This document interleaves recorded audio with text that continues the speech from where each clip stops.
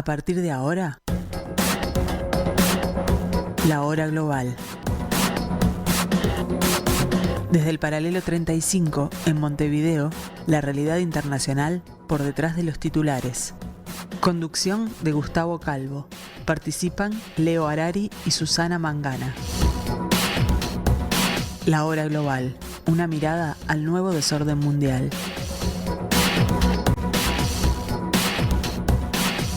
Muy buenas tardes amigos, bienvenidos al 1170M de vuestro dial, bienvenidos a este pedacito de la programación de Radio Mundo, bienvenidos a esto que hemos dado en llamar la hora global.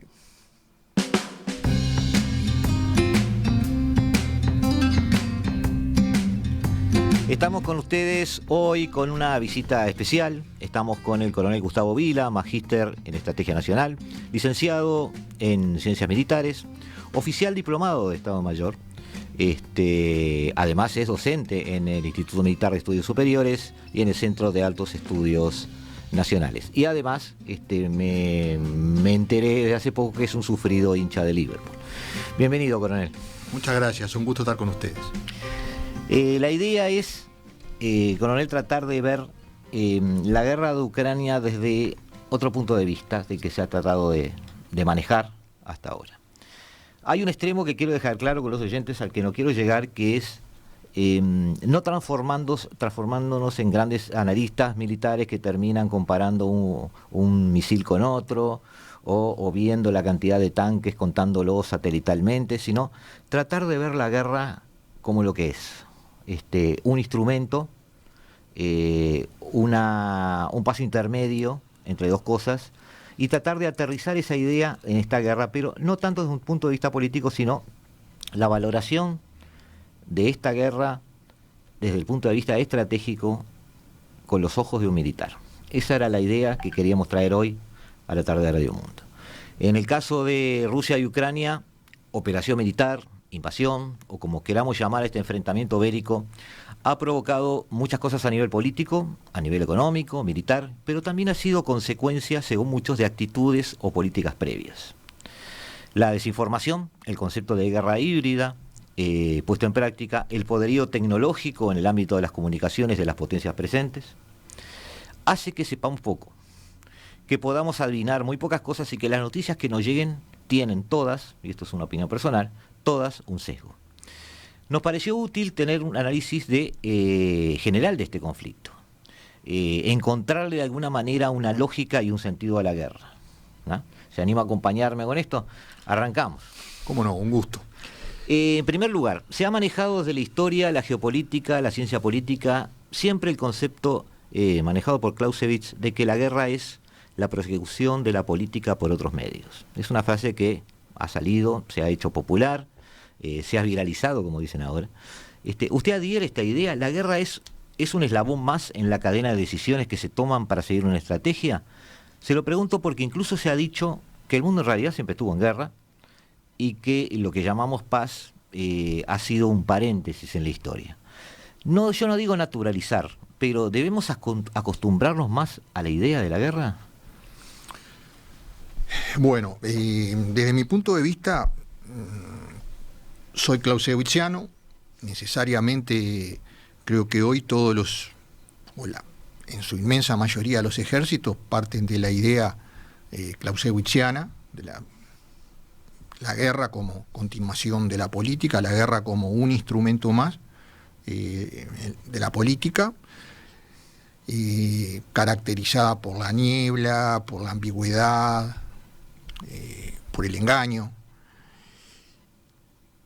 Y fíjese qué interesante, algo que tal vez nosotros lo vemos como autónomo, independiente, pero en realidad la defensa nacional, hay 5 herramientas básicas en la defensa nacional. La primera es la diplomacia, la segunda la seguridad pública, la tercera el desarrollo económico, la cuarta la defensa militar y la quinta la educación. Pero la defensa militar, que es la que llevaría adelante la guerra. No actúa en forma autónoma. Actúa en función de la defensa de los intereses nacionales. Entonces, yo creo que los intereses nacionales se decantan en los objetivos nacionales que todos los estados los buscan preservar, porque se supone que su consecución lleva a la felicidad, al bien común. ¿Qué sucede? Cuando los estados consideran amenazados sus intereses nacionales, buscan agotar las herramientas político-diplomáticas, y cuando se terminó el camino diplomático, se toma el camino de la guerra. Pero yo creo que tenemos que tener muy claro que nadie va a una guerra porque sí. O sea, la guerra persigue un objetivo político, es determinada por los políticos, sin lugar a dudas. Y como instrumento sigue válido hoy. Por supuesto. A eso me refería, porque la idea de esta sociedad tan civil, digamos, tan acostumbrada, sobre todo en Europa, a ese estado de bienestar, que logra una paz cómoda, presenta una vida amable para el ciudadano. El concepto de guerra es algo que se trata como de desterrar de nuestra mente y pensar que eso es algo que no debiera suceder más. A ver, nosotros vemos la base política de la guerra, justamente en los intereses nacionales, porque hay una competencia por recursos estratégicos escasos. Sin lugar a duda que en un principio buscamos cooperar, pero cuando no alcanza la cooperación y una de las partes quiere algo más o quiere algo que la otra parte también ambiciona, porque hay un choque de intereses, si no se soluciona diplomáticamente, se va a la guerra. Que aclaremos, uno a veces cuando habla de guerra piensa en los desembarcos de Normandía, piensa en las 2 bombas atómicas, pero hay niveles de guerra. Sí, lo estamos viendo acá ahora. Sin lugar a dudas. Usted decía recién intereses nacionales que hay que preservar, y justamente mi segunda pregunta iba a eso. Se ha puesto sobre la mesa el concepto de seguridad para justificar la decisión de iniciar una ofensiva militar. En una mirada clásica es obvio que si estoy siendo físicamente rodeado por una presencia militar hostil, que además avanza con cobertura política, tengo el impulso de defenderme preventivamente de un avance futuro. Además, la geopolítica se ha encargado de hacer notar 1 y 1000 veces la coherencia del pensamiento ruso en particular de este tema, anclado a través de los siglos en un territorio de llanuras inmensas que le impone expandirse para defenderse, como dijera Catalina la Grande en su momento. Pero mirándolo desde una perspectiva más actual, como usted dijo, las guerras ya no son lo que eran antes, desde una perspectiva más actual, con misiles de alcance corto y medio al alcance de todos, con drones de largo recorrido. ¿No estaba de todos modos Rusia, si Bruselas hubiera querido, al alcance de un ataque directo? Es decir, el drama que Putin le puso con el armamento actual no era un poco irreal.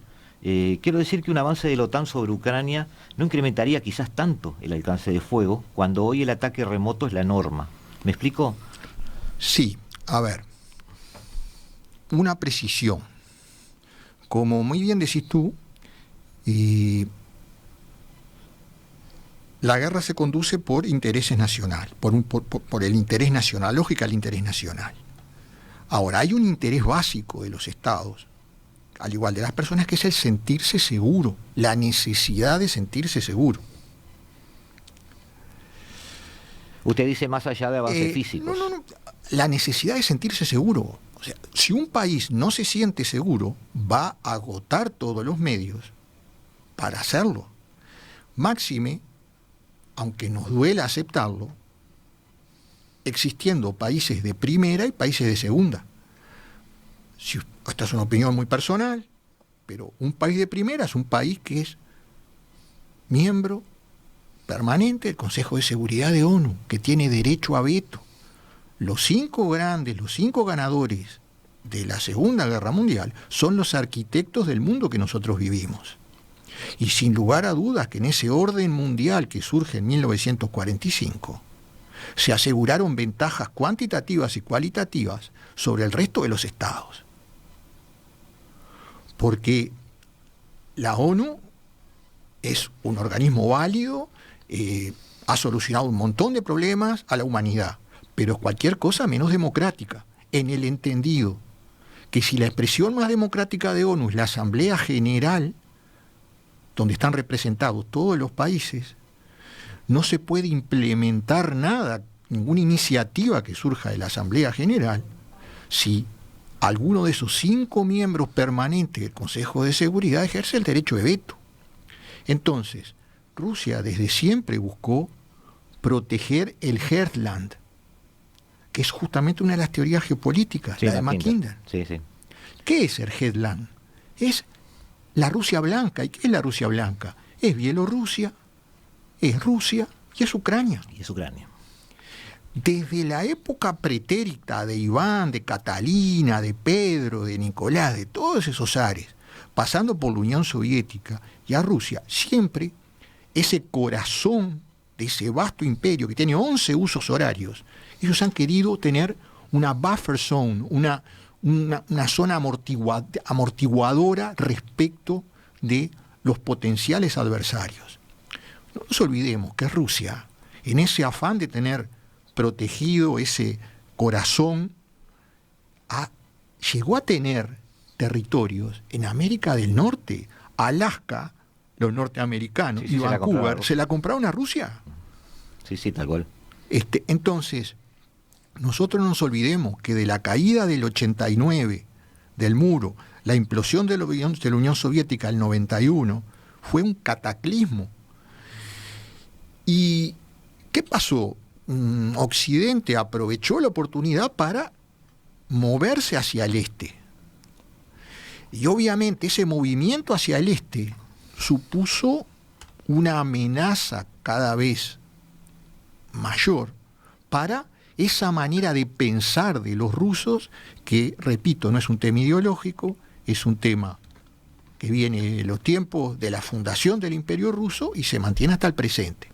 Y respecto a lo que tú mencionás de las armas a distancia, no existe ninguna guerra que se pueda ganar desde el aire.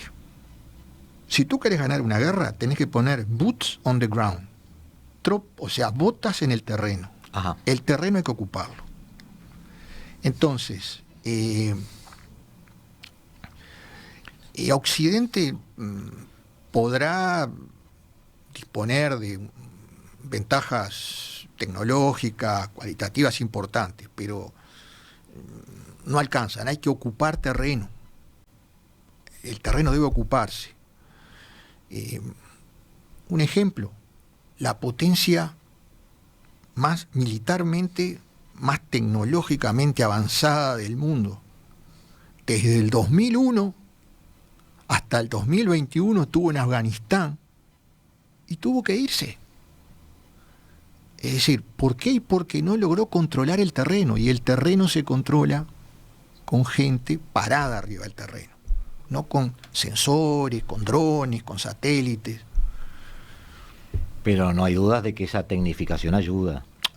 La Marca tecnología es un diferencias. multiplicador. Claro. La tecnología es un multiplicador de Usted se fuerza. está refiriendo a que después que yo avanzo, después que estoy en el lugar, hay un después que capaz que es más importante que la guerra, es decir, vamos a imaginar que yo qué sé, que Rusia hubiera podido invadir Ucrania.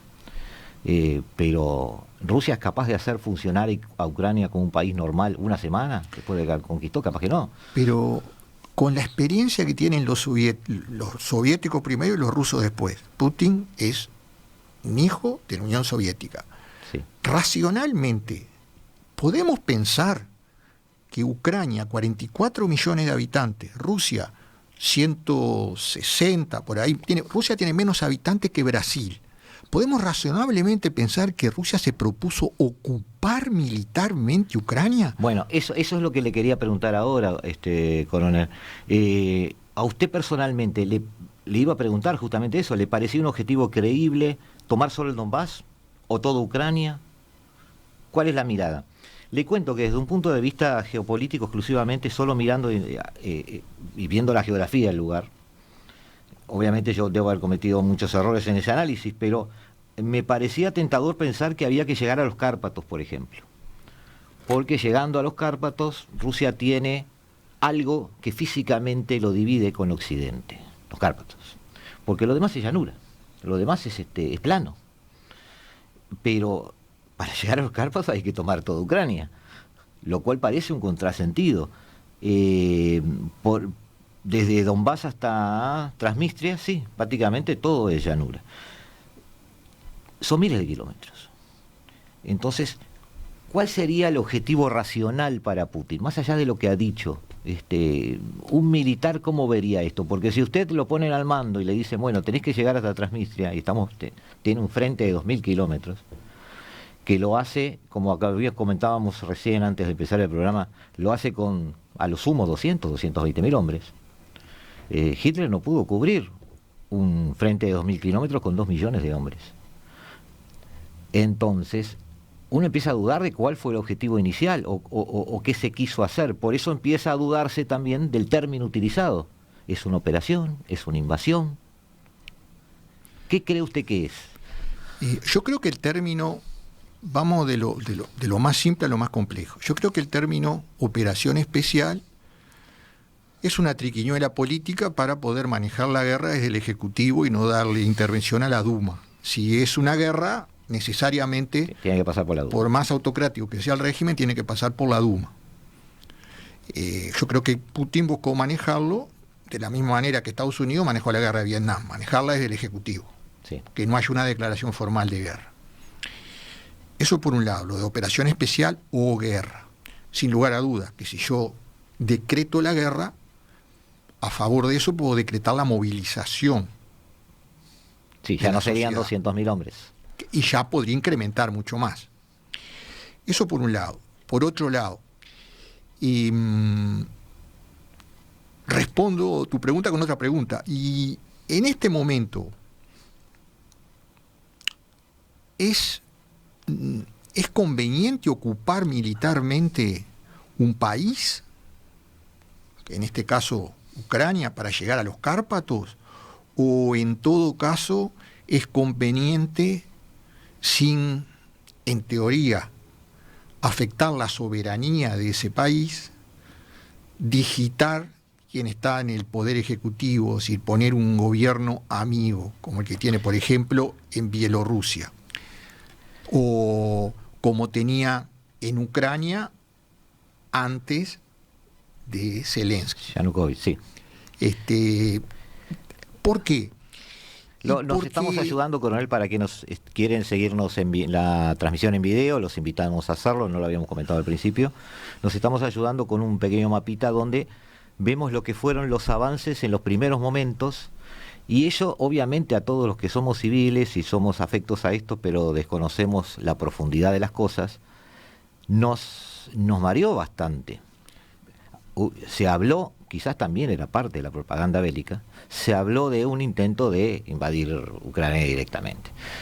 Por eso le hice esa pregunta. Usted me dice que esto, lo lógico es que sea una guerra con alcance limitado, me decía hoy. Si yo soy Putin, sí, y yo fijo los objetivos políticos de Rusia, obviamente no lo voy a publicar en la BBC. Porque no, estoy totalmente de acuerdo. O sea, el objetivo político es secreto, porque del objetivo político derivan los objetivos militares. Entonces ahí no. Justamente el adversario debería inferir cuáles son los objetivos políticos para poder tratar de determinar cuáles son los objetivos militares. Ahora, me parece que es muy cierto lo que tú manifestás, en el sentido de que Ucrania es una gran llanura. Por eso Polonia y Ucrania han estado asolados por invasiones, porque es el pasaje de Europa hacia Asia, en los dos sentidos. Ahora, en siglo XXI, me parece que si no logramos la alternativa de colocar en el poder a un gobierno amigo, en este caso era más razonable, si de ocupar territorio se trataba, ¿por qué no la línea del Dniester? que también pienso que eso sería muy ambicioso. O sea, el Dniester marca, al este del Dniester hay mayoría de rusoparlantes, al oeste del Dniester Sí. ucranianos. Entonces, es un accidente natural importante. Crearía una especie, sería el Dnieper, ¿no?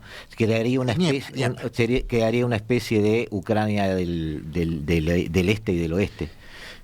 Por ejemplo. Claro, pero eso jugando un poco con el mapa, ¿no? Pero yo creo que en última instancia, si tú me preguntas, ¿y aquí cuál te parece que pudieron haber sido en su momento los objetivos políticos de Putin? Y yo creo que, en primer lugar, que Ucrania no integrase la OTAN.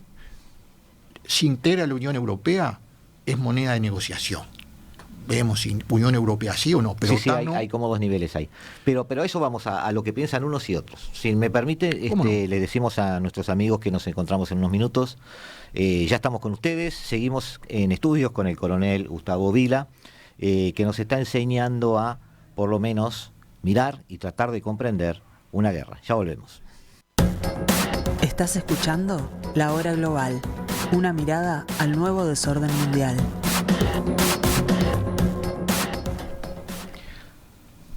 Seguimos, amigos, aquí en la tarde Radio Mundo, en el 1170 AM de vuestro dial, en estudios con el coronel Gustavo Vila, magíster en Estrategia Nacional, licenciado en Ciencias Militares, oficial diplomado de Estado Mayor y docente tanto en el IMEC como en el CALEN, el Centro de Altos Estudios Nacionales. Coronel, ahora bajando a tierra un poco al tema de la guerra en sí, desde su condición de militar, se ha señalado la diferencia entre ambos ejércitos y armamentos. Sin embargo, hay un conflicto que no es guerra, que está catalogado por sus mentores o sus creadores como operación militar. Se supone que hay fuerzas especiales, blindados, artillería y aviación limitados, que son los que intervienen en combate. ¿No sería inteligente suponer que se deben contar todos esos efectivos reservistas para hacer esta comparación real, que no se debieran contar? Es decir, se habla de que Rusia tiene 900.000 hombres posibles y Ucrania 200.000 hombres posibles. Pero el misterio es cuánto están, como dice usted, con las botas en el terreno. Ha desconcertado a muchos lo salpicado de los ataques. Tomar más de 20 días en combates dispersos, con gran utilización de efectivos, convoyes que se atascan alrededor de ciudades e incluso que se quedan sin gasolina. A grandes rasgos, para ignorantes como nosotros, es que puede haber habido una estrategia fallida, las potencias se equivocan. Hablo de tanto Rusia como los demás. Se lo pregunto porque a veces parece haber habido un cambio de comandante sobre el terreno, se publicitó eso, una relocalización de fuerzas que algunos interpretan como retiradas y otros simplemente como cambiarlas de lugar, y un avance más concentrado y lento en el sur, que es lo que hemos visto en los últimos tiempos, pero permanente, constante. En estos casos, ¿qué hay en la mente de los generales? Bueno, a través de la maniobra estratégica, los ejércitos buscan cumplir con los objetivos militares derivados de sus objetivos políticos que estuvimos hablando en el bloque anterior. Ajá. Obviamente, la guerra que se plantea Rusia es diferente a la guerra que se plantea Ucrania. Mientras que Rusia está peleando una guerra limitada, Ucrania se está planteando una guerra total. Rusia se plantea una guerra limitada porque no es una guerra que suponga un riesgo a su independencia, a su soberanía, a su existencia como Estado. En cambio, para Ucrania es una guerra total porque está en riesgo su soberanía, su independencia y obviamente su continuidad como Estado. Esa diferencia ya supone algo. En el caso de una guerra limitada, los países no empeñan todo su poder nacional, todo lo que disponen, sino que utilizan una parte. El que pelea una guerra total utiliza todo el poder nacional, ¿de acuerdo? Todos los recursos humanos y materiales y financieros para pelear esa guerra. Obviamente, las guerras totales suponen gran sacrificio para la población. Las guerras limitadas, en muchos casos, suponen sacrificios, pero mucho menores. Sin lugar a dudas, Putin comenzó la campaña en Ucrania con medios acotados. Como muy bien señalabas, si Rusia dispone de 900.000 hombres, utilizó una parte. Que aclaro, utilizó muy buenas unidades. Utilizó, no digo todos sus mejores elementos, pero utilizó muchos de sus mejores unidades. Sí. ¿De acuerdo? Ahora, volvemos a la otra parte de tu consulta. Por ahí decía von Moltke, un prusiano allá del siglo XIX, el padre del Estado Mayor General alemán, que ningún plan resiste el primer disparo del adversario. Entonces, los generales rusos pueden haber planificado conducir la campaña de determinada manera, pero es un plan que necesariamente va a tener que ser cambiado en la medida que los generales ucranianos desarrollaron su propio plan, en este caso para defenderse, y le van a introducir cambios al plan ruso, necesariamente. ¿Qué sucede? Con el diario del lunes es fácil decir cuáles eran los cambios que tenía que haber hecho el técnico de Liverpool el sábado en el partido que jugamos. Ahora, que dicho sea de paso, ganaron, así que ganamos. Lo noto contento. Sacrificándonos, como siempre, pero ganamos. Pero necesariamente tienen que haber cambios. Sin hacer revisionismo histórico, pero en los primeros 4 días, Rusia pensó que iba a conducir en Ucrania una operación tipo Checoslovaquia 1968. Un golpe quirúrgico. Apuntó al corazón, al centro político administrativo. Vamos a explicarte esto. Kiev tiene 3 millones de habitantes. Imagínense, una ciudad que tiene casi la población de Uruguay. Sí. Rusia movió 190.000 hombres, pero los 190.000 hombres no apuntaban a Kiev. Razonablemente, ¿alguien puede pensar que los rusos pensaban ocupar Kiev? Después de la experiencia rusa de pelear en Stalingrado, en Varsovia, en Berlín, en Grozny, ¿alguien razonablemente puede pensar que los rusos se veían peleando casa por casa, manzana por manzana en Kiev, con los efectivos que empeñaron? No. Pensaron que iban a poder dar un golpe y decapitar al gobierno. No tuvieron en cuenta que Ucrania tiene una ventaja que no sale en la prensa normalmente. Ucrania tiene superioridad de inteligencia. ¿Por qué Ucrania tiene superioridad de inteligencia? Porque todos los sensores OTAN le están proporcionando a Ucrania inteligencia en tiempo real sobre las intenciones rusas. ¿Eso qué le permite a Ucrania? Permite que no ser sorprendido.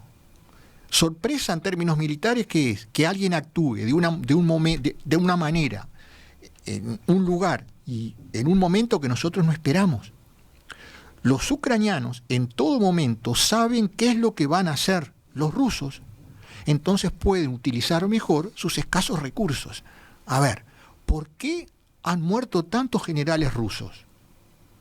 Sin lugar a duda, porque Ucrania, con tecnología OTAN, dejó fuera de combate los centros de comunicaciones tácticas seguros de los rusos, y los rusos no tuvieron más remedio que recurrir a los sistemas comerciales. Y los sistemas comerciales son fácilmente, captados, interferidos, y se puede geolocalizarlos. Si yo geolocalizo dónde está un celular emitiendo, puedo lanzar un misil y destruirlo. Bueno, hay algunas anécdotas, no sé si son publicidad o no, que hablan de que los primeros días los soldados rusos iban al frente con los celulares para mandar fotos a sus familias, y obviamente a través de Google Maps eran geolocalizados por Ucrania, que tiene a su favor nada menos que la empresa que genera esa información. Por eso ahora una pregunta capaz que un poco general, por lo que usted dice, la superioridad de inteligencia de Ucrania, el aparato limitado que ponen sobre el terreno los rusos, hace que no haya salido todo lo rápido que se quería ni haya salido toda la receta que se quería comer. Pero eso nivela la guerra, sí, a raíz de todo lo que usted acaba de decir. ¿Existe entonces realmente una posibilidad real de que Ucrania dé vuelta a esta guerra o pueda llegar a ofender o pueda llegar a algo? ¿O la asimetría es tal que por más que la OTAN esté lejos, como decía hoy al principio usted de la nota, no tiene las botas en el terreno? Y los rusos sí. Entonces, como usted también dijo hoy, relativizando el tema de la tecnología cuando hay que estar allí, eso de la OTAN ¿puede revertir esto o simplemente está alargando la situación? Disculpe mi vocabulario muy civil en esto y muy ignorante de los no hay necesidad de usar militares, términos rebuscados. O sea, pero no sé si se entendió la pregunta. Coloquial y que entendamos todo. Claro, no sé si se entendió la pregunta. Sí. La pregunta iba un poco a eso. Atender lo que te ha dicho, bueno, sea como nivelado o no se llega nunca a nivelar a ver, Rusia es en general más fuerte que Ucrania, pero en particular en el territorio de Ucrania, sin lugar a dudas que tienen más medios los ucranianos. Se tiende a lo que apunto. O sea, Rusia en general, Rusia sigue manteniendo tropas en el Extremo Oriente, en la frontera con China. Claro, sí. Rusia, a ver, no lo cubre BBC ni nada, pero usted no piensa que Rusia tiene tropas desplegadas en la frontera con Polonia. Claro. ¿Qué pasa si OTAN dice, bueno, vamos a darle una mano a Ucrania?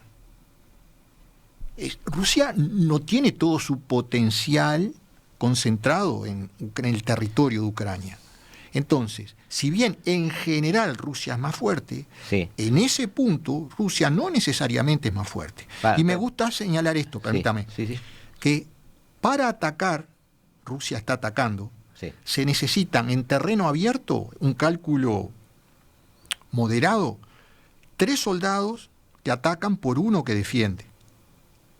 Si hablamos de terreno complejo es terreno montañoso, urbano, bosque, selva, se necesitan 5, 6, 7, por 6, 7 que atacan por 1 que defiende. Sí, Ucrania no es Afganistán, es decir, el terreno es plano. En Afganistán las cosas eran diferentes. Sí, pero Ucrania es un país, por lo que he visto, aclaro que no conozco Ucrania, lo que he visto lo he visto por Google Maps. Sí. Pero Ucrania más acordar a el Santoral, al Canelones, la zona de San Ramón, San Bautista, Santa Rosa, o sea, pequeñas ciudades, pueblos, caseríos, casas aisladas, una red de caminos que se cruzan, montes naturales, montes artificiales, que es un terreno llano, pero complejo para avanzar, y más avanzar como están avanzando los rusos. Los rusos están avanzando con un ejército de blindados y mecanizados. Los blindados y mecanizados en tiempo seco son todoterreno en teoría, pueden ir por fuera de los caminos. Pero los blindados y mecanizados para avanzar necesitan combustible, necesitan repuestos, necesitan munición. ¿Y eso quién lo trae? Lo traen los escalones logísticos que se mueven en camiones. Los camiones necesariamente se mueven por carretera, lo que supone una pesada carga logística y explica en parte que muchas veces se formen largas colas, largos convoyes que están parados. Y aclaremos, porque tú mencionaste de que se quedan sin combustible los tanques. Es muy común. Le pasó a Rommel, le pasó a Patton, le pasó a Montgomery, le ha pasado a los israelíes en sus guerras. Es muy común que muchas veces los elementos de primer escalón avancen más rápido que los escalones logísticos y tienen que pararse. Claro, pero el tema, la gran pregunta es si es suficiente para Ucrania poder dar vuelta a eso. Esta pregunta me vas a tener que invitar de vuelta al programa. Obviamente. Te la contesto después Coronel, de ver qué pasa. A mí me entrevistaron 3 días antes de este operativo y lo que me salió a decir es que Rusia nunca iba a cruzar la frontera porque Putin tenía muy a mano los objetivos políticos, eran bastante negociables y muchos entendían que eran razonables incluso. Y a las 48 horas estábamos en el 24 de febrero. Sorprendió a muchos. Sí, sí. La caída del mundo. Por eso lo sorprendió entiendo. a muchos. La pregunta esta te la puedo responder. Todo va a depender de qué tan bien le vaya a Putin en la ofensiva esta del Donbass, la que está teniendo lugar. El esfuerzo ruso en este momento es en el este. Hay que ver qué va a pasar en el este, porque ¿qué pasa? Una vez que Rusia alcance sus objetivos militares en el este, ¿qué va a tener que hacer? Va a tener que defender lo que conquistó. Bueno, es lo que yo le decía hoy en cuanto a esa hipótesis que a mí me parecía un poco loca de que la idea era invadir Ucrania porque después no se puede manejar todo ese territorio ni 5 días habiéndolo invadido. Es decir, eso requiere todo un esfuerzo. Por eso, los alemanes utilizaban en la Segunda Guerra lo que llamaban el segundo ejército. A medida que ellos van avanzando, venían detrás rearmando todos los puentes que tiraron, los ferrocarriles que desarmaron, porque necesitaban toda esa logística para seguir avanzando y gobernar ese terreno después. Rusia no lo está haciendo eso porque también tampoco la guerra le está yendo tan rápido como ellos desearían quizás. Como usted dice, no lo sabemos porque hay muchas formas de hacer la guerra hoy, no podemos compararlo con la Segunda Guerra Mundial, pero sí es cierto que hay que estar en el terreno. Y usted mencionó que los rusos estaban utilizando buenas unidades. Y yo quería preguntarles que se ha dicho que Rusia avanza con un equipamiento antiguo. Se habla de guerra híbrida, todo ese tipo de cosas, pero viéndolo por los informativos, le reconozco que estoy siendo muy ingenua y no sé si lo que estoy diciendo es correcto, viendo por los informativos, por las agencias internacionales, esto se parece, tiene la estética de algo de la Segunda Guerra. Por eso los ucranianos tiraron abajo una represa para inundar campos y que tuvieran que volver los blindados a las carreteras y luego ahí atacarlos. No parece haber, por supuesto no nos lo van a mostrar, pero no parece haber, por ejemplo, ese manejo de drones por todos lados y soldados que se mantengan remotamente apretando botones, comiendo una hamburguesa como si jugaran a PlayStation. Que es lo que las películas nos venden a veces con los drones modernos. ¿Qué tipo de guerra es esta? ¿Tiene mucho de híbrida? ¿Usted ve que es un poco más de lo mismo de lo que teníamos en cuanto a estrategia militar? O sea, la guerra híbrida es un concepto que lo acuñó un señor Hoffman, norteamericano él, en el 2006, a partir del 2006. A partir de la incursión de Israel en el sur del Líbano para golpear a Hezbollah, que con anterioridad había lanzado cohetes sobre Israel. Entonces Israel monta una operación para intervenir en sur del Líbano. ¿Con qué se encontró? Con que Hezbollah había preparado el terreno, o sea, lo había preparado para defenderlo, o sea, Hezbollah lo estaba esperando. Sí. Entonces Hezbollah combinó en una misma zona de acción operaciones convencionales, operaciones no convencionales, operaciones de ciberguerra, operaciones de información. Todo dentro del mismo terreno. Normal, lo común es que en este sector se llevan a cabo operaciones convencionales, en este sector se llevan a cabo operaciones no convencionales. No. Hezbollah combinó en un mismo sector todo, lo que supone un desafío. Desafío incrementado si pensamos lo que es el sur libanés. O sea, un terreno tremendamente quebrado, un terreno complejo, muy urbanizado. Israel, aparte, era un ejército que jugaba mucho a los elementos blindados y mecanizados. Esas columnas quedaban atrapadas muchas veces en esos caminos de montaña que eran fácil presa para los sistemas antitanque de Hezbollah. Entonces, a partir de ahí se empezó a utilizar, se popularizó el término de guerra híbrida, es decir, combinar operaciones convencionales, como las que llevan a cabo los ejércitos, con operaciones no convencionales, es decir, operaciones llevadas adelante por organizaciones que no formales, militares no formales, operaciones de ciberguerra y operaciones de información. O sea, generar una idea del conflicto determinada en la mente de... Y eso acá usted lo ve. Yo acá lo veo esto, o sea, pasó antes. Ahora, obviamente, en este momento los titulares de prensa, ¿cuáles son? Son los avances o retrocesos de parte de quién? De las fuerzas convencionales, porque son las que se pueden ver sobre el terreno. Está bien, el mensaje es que lo que tiene de híbrida una guerra híbrida es justamente lo que no se ve. Tal vez. Y quizás por eso no podemos evaluarlo o aquilatarlo. Pero le voy a agregar 2 temas más a este concepto de guerra híbrida, también la utilización, que es la utilización de ejércitos contratados de los 2 lados, y cómo eso puede afectar o no las operaciones en el terreno. Pero ahora nos vamos, amigos, a otro corte.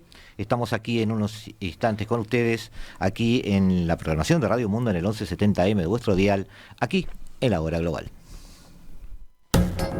Estás escuchando La Hora Global, una mirada al nuevo desorden mundial. Seguimos, amigos, en esta tarde gris, diría el tango, en la mediana de la programación de la tarde de Radio Mundo, 1170 AM de vuestro dial, en La Hora Global, y le preguntamos al coronel Gustavo, tocayo mío, valga la redundancia, Gustavo Vila, que desde el punto de vista militar hemos dado algunas pinceladas, pero ¿cómo ve usted la presencia de ejércitos privados en ambas partes de este conflicto? Se ha mencionado al grupo Wagner, se ha mencionado, no retengo ahora el nombre de Blackwater, que ahora cambió de nombre, ya me va a venir, llamados por algunos mercenarios, pero de hecho se ha reconocido su presencia antes, durante y después de este conflicto. ¿Eso ayuda, complica a un ejército regular? El uso de mercenarios es tan viejo como la guerra. Recordemos los condottieri, recordemos la Guardia Suiza del Papa. O sea, el Papa tiene a los suizos que lo cuidan porque eran excelentes soldados los suizos, pero sí, se vendían al que mejor pagaba. Los españoles, con aquello de la pica en Flandes. Exacto. Entonces, no es un fenómeno nuevo. Ahora, tiene ventajas y desventajas el uso de tropas mercenarias, vamos a llamarle. Una cosa es que el ejército para el que pelean vaya ganando, y otra cosa, el ejército para el que pelean que vaya perdiendo. Ajá. El mercenario no pelea por patriotismo, por amor a la tierra, por defender la tierra de sus padres, pelea por la paga, por la plata. Entonces, una lealtad media. Y el gran problema es que que no tienen el encuadre que puede tener un ejército profesional. Un soldado profesional tiene un determinado encuadre, respeta mandos, hay tradiciones, el mercenario no. Entonces, por eso digo, si la fuerza para la que pelea va ganando, probablemente no tengamos mayores problemas. El problema es cuando vamos perdiendo y se entran a acumular frustraciones. Entonces, muchas veces las tropas mercenarias son más propensas a los excesos. Pero aclaremos, la guerra es un exceso. Y ningún soldado lleva en la mochila a un juez de la Corte Internacional de Justicia atrás que le dice, no, a esto no se le tira, a esto no se le tira. Pensemos que un soldado es un muchacho de 18, 19, 20 años que tiene un miedo tremendo y tiene un fusil con 40 tiros y varios cargadores en la cintura. Entonces, el liderazgo es lo que marca la diferencia y la formación en valores. Los ejércitos cuidan esos aspectos. las organizaciones como el Grupo Wagner, o tal vez no. Se habla que se trajeron chechenos, que se trajeron sirios. A ver, a veces también se busca un efecto psicológico. Acuérdense en la guerra de las Malvinas, bueno, sí, los gurkas con los kukris que van, o los cuchilleros correntinos que van a... pero yo desaconsejo el uso de mercenarios porque, ¿qué pasa? Ganar una guerra es fácil. El problema es ganar la paz. Porque Rusia va a seguir vecina de Ucrania. Entonces, hay que tratar de hacer una guerra relativamente barata en costos humanos, porque si los costos humanos son tremendos, que toda guerra tiene costo humano, ¿cómo hacen para seguir viviendo y cooperando necesariamente ucranianos y rusos? Bueno, viendo ese cariz, le pido una respuesta cortita porque me interesa más la segunda pregunta que voy a hacer. Y se nos va a acabar el tiempo si no. La pregunta era si usted diferenció lo político de lo militar. Los militares están con la bota en el terreno, como dice usted, porque están cumpliendo objetivos militares, están haciendo operaciones militares que responden a un objetivo político. En principio, el político es el que tiene la hoja de ruta, digamos. Pero una situación militar puede retrovertir eso.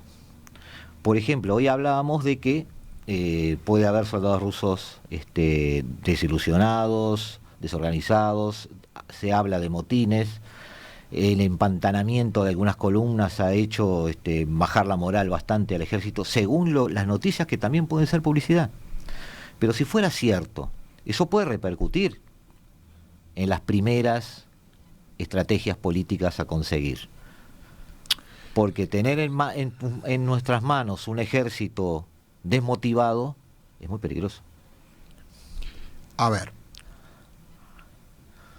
en la guerra lo político, diplomático y lo militar marchan en carriles separados pero paralelos.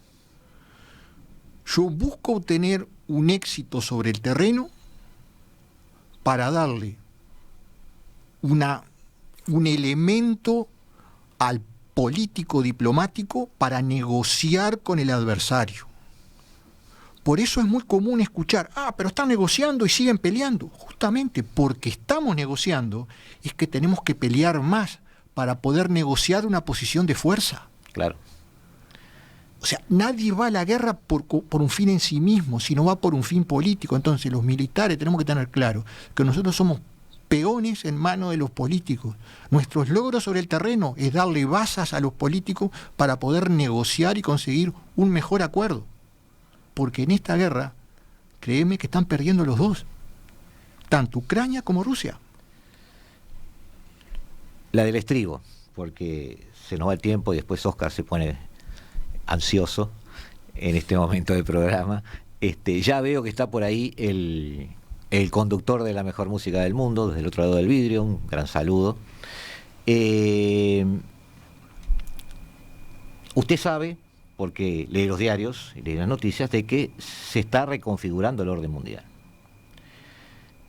Los militares ven que de la mano de esos bloques de poder que se están formando, hay también una correspondencia de bloques militares, es decir, hay un desenganche de los ejércitos rusos, chinos, lo que podríamos llamar el Polo Oriente, de lo que sería la NATO o Estados Unidos, desde el punto de vista militar, de la interna, de los ejércitos, de lo que se comenta entre ellos.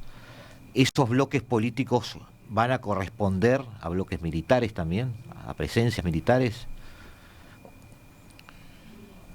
A ver, sin lugar a duda que si hay un bloque político y tenemos intereses políticos comunes, vamos a generar una herramienta militar para defender esos intereses. Inclusive, pensemos en la OTAN. Correcto. El Pacto de Varsovia desapareció. La OTAN empezó siendo... la OTAN es anterior al Pacto de Varsovia. Pretendía defender Occidente del peligro que suponía la Unión Soviética. la OTAN se crea en el 49 y en el 54 creó el Pacto de Varsovia. Ahora, una vez que cae el Pacto de Varsovia en el 91 con la implosión de la Unión Soviética, la OTAN no solo sigue existiendo, sino que se potencia, y es la OTAN que interviene en Afganistán. Claro. ¿Qué tiene que ver Afganistán? Claro, hay intereses políticos, pero no tiene que ver con la defensa de Europa. O sea que sin lugar a dudas, un bloque político va a tener, la OEA, por ejemplo. Genera entornos militares. La OEA tiene el TIAR. Claro. Ahora, entonces, en un futuro en que los bloques sean más fuertes, se identifiquen, que parece que ese es el camino que se está siguiendo, hay un desacople de ellos, que desde el punto de vista comercial ya se está dando, y capaz que haya un desacople militar. Entonces, entramos a pensar que hay países chiquitos como el nuestro, que pertenecemos a uno de los bloques, más allá de nuestros gustos o no, es impensado para países de Occidente entonces comprar armamento en Oriente y viceversa. Es decir, China no va a armar sus ejércitos en base a tecnología occidental. Tampoco ahora ya lo va a hacer Rusia. Porque son adversarios en el terreno político. Cada vez más. ¿Se nota eso en la estructura de los ejércitos? Le hago la pregunta porque Turquía se caracterizó por comprar misiles a la OTAN y comprar antimisiles a Rusia. India hace lo mismo. Pero los demás países no. Yo creo que Entonces, ¿qué futuro se nos viene desde el punto de vista de los balances militares? hay que ser pragmático. Ajá. Rusia tiene muchos componentes de los tanques T-90, son europeos, son de Francia.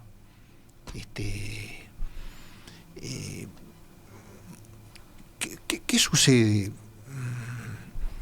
Esta guerra ha sido un negocio tremendo para las industrias de armamento.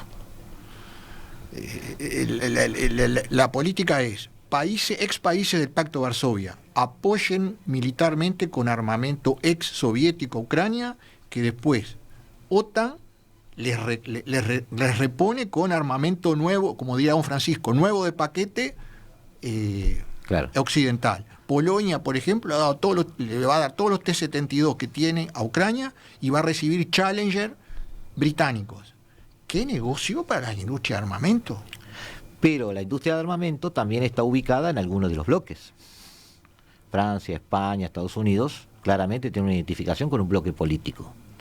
Y eso, mi pregunta es si tiene consecuencias a mediano y largo plazo en la potencialidad de los ejércitos.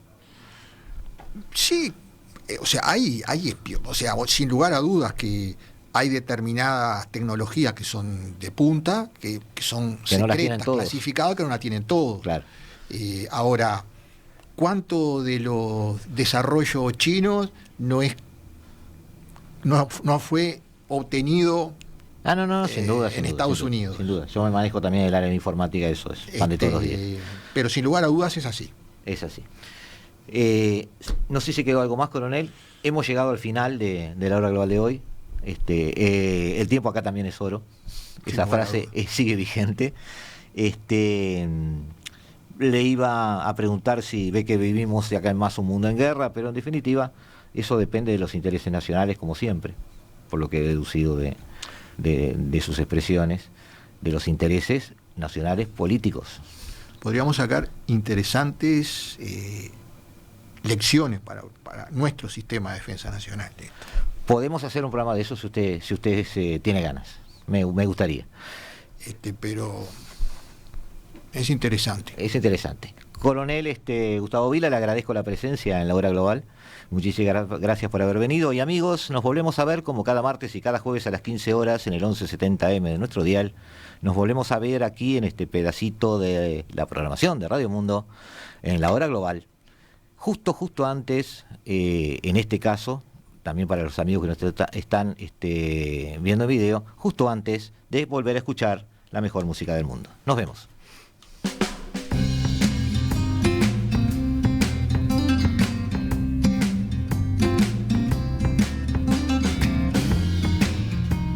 La hora global, martes y jueves a las 15 horas. repite a las 21 horas.